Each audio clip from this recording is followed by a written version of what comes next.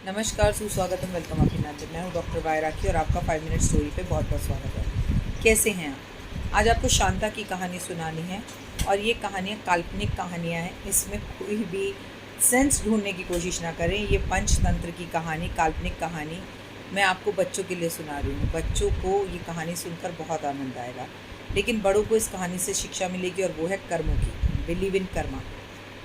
बहुत समय पहले की बात है। शांता के 2 बच्चे थे। एक सड़क दुर्घटना में उसके पति की मृत्यु हो गई। गांव में रहती, बहुत मेहनत करती, खेतों में काम करती, बच्चे पालती, लेकिन दुर्भाग्यवश उसके गांव में एक दिन बाढ़ आ गई। बाढ़ आने से पूरा गांव ख़त्म हो गया। अपने बच्चों को लेकर भागकर बगल वाले गांव में गई। वहां गई तो सरपंच भागा भगाया कि अरे शांता मेरे गांव में क्यों आई है। उसने बोला, सरपंच जी, आपको तो पता ही हमारे गांव में बाढ़ आ गई है। मैं अपने बच्चों को लेकर आई हूँ। मुझे आपके सहारे की ज़रूरत है। मेरे बच्चों के सर पर एक घर झोपड़ी दे दीजिए। तो सरपंच बोला, तुम्हें बहुत अच्छे से पता है कि तुम्हारे पति से मेरी बिल्कुल नहीं बनती थी और मेरी उससे दुश्मनी थी, तो मैं तुम्हें सहारा क्या दूँ। और उसे धक्के मारकर गाँव से बाहर निकाल दिया। लेकिन शांता एक बहुत पॉजिटिव और राम पर भरोसा करने वाली महिला थी। वो गांव से बाहर निकली तो बच्चों ने बोला, माँ गांव के बाहर यहीं पर रुक जाते हैं, यहीं पर अपना जीवन काट देंगे। तो माँ ने बोला, ये सड़क है, सड़क पर भी पानी आ सकता है और सरपंच हमें गांव की बाहर की सड़क पर भी नहीं रहने देगा। हमें जंगल में जाकर रहना होगा। शांता अपने बच्चों को लेकर जंगल में गई। जंगल बहुत खूबसूरत था, घना था। जब जंगल में पहुंची तो बच्चों को बड़े बड़े फल दिखाई दिए, केले दिखाई दिए, सेब दिखाई दिए, बेर दिखाई दिए। बच्चे तोड़कर खाने लगे और बच्चे खुश हो गए। बोले, माँ जो होता है अच्छा होता है। अच्छा हुआ कि गांव में बाढ़ आई और बाढ़ आने से हमें यहाँ आना पड़ा। यहाँ ना तो गर्मी है और यहाँ भरपूर फल भी हैं और हम तो गांव में फल भी कभी खरीद के नहीं खा पाते थे। शांता ने अपने बेटे को समझाया, नहीं बेटा, ऐसा कभी नहीं कहते। बाढ़ आने से जनधन की हानि होती है, किसी की जान जाती है, धन का हानि होती है। और देखो, हमें भी तो अपने घर से बेघर होना पड़ा, इसलिए अपनी अच्छाई के लिए कभी किसी बुरी चीज़ को अच्छा मत कहो।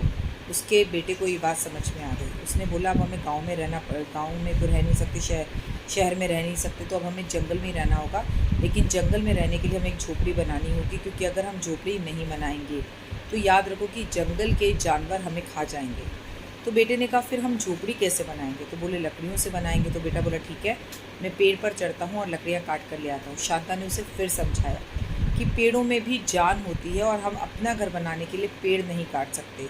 हम सड़क पर, नीचे ज़मीन पर, गांव में, शहर में पड़ी हुई लकड़ियाँ इकट्ठी कर कर लाएंगे और उससे अपना घर बनाएंगे। वो देखो सामने सूखी लकड़ है और तीनों लकड़ी इकट्ठी करने चले गए। करीबन 1 घंटे के दौरान उन्होंने लकड़ियाँ इकट्ठी कर ली।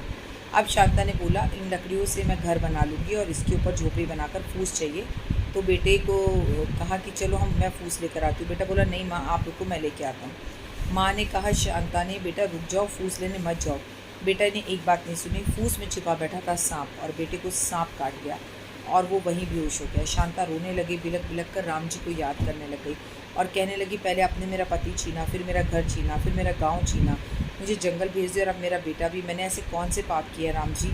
आपके नाम लेने वाले का हमेशा उद्धार होता है, मेरा भी उद्धार करो।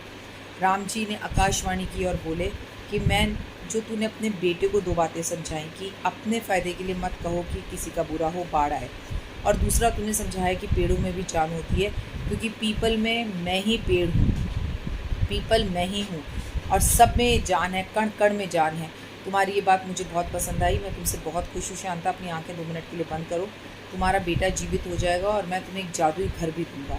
शांता ने जैसे आंखें बंद करी तो बेटे ने तुरंत आंखें खोली और बोला, माँ माँ। शांता ने आंखें खोली, बोला, माँ थोड़ी देर के लिए मैं सोया और तुमने घर भी बना लिया।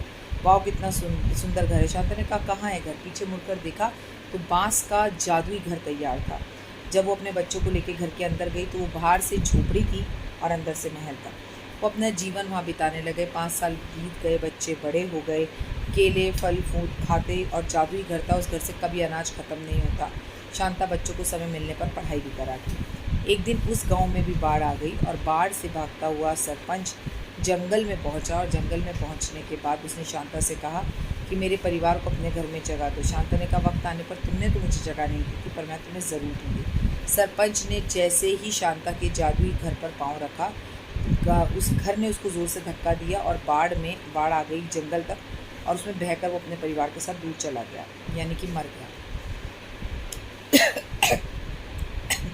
क्षमा चाहती हूँ।